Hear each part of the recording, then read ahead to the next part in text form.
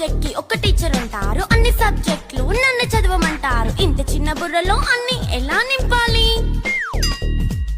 Class work, home work, fair notes అంటారు. Subject కి 3 books పెట్టి బ్యాగ్ నింపుతారు. ఇన్ఫాక్ట్ నా బరువు కన్నా నా బ్యాగ్ బరువే ఎక్కువ.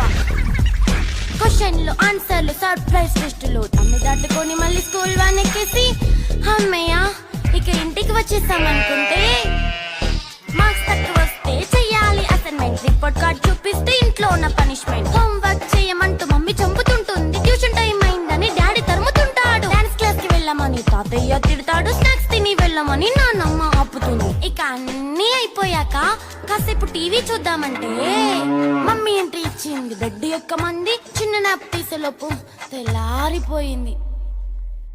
అయ్యో మళ్ళీ మొదలు ఈ స్కూల్ కష్టం.